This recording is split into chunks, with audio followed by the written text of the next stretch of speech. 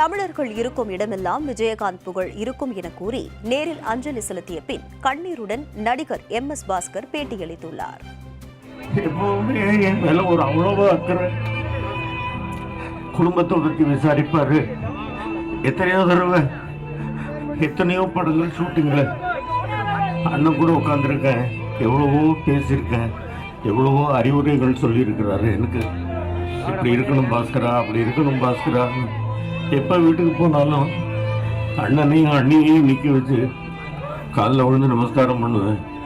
விபூதி பூசி விடுவார். போன உடனே சாப்பிட்டியான்னு கேட்பாரு. கொஞ்சம் லேசாக தயங்கினா கூட முதல்ல போய் சாப்பிட்டு வா, அப்புறம் தான் நான் பேசுவேன் பாரு. இனிமேல் யாரு கேட்க போறாங்க? எங்க அண்ணன் இனிமேல் எந்த ஜென்மத்துல நாமெல்லாம் பார்க்க போறோம் தெரியலையே.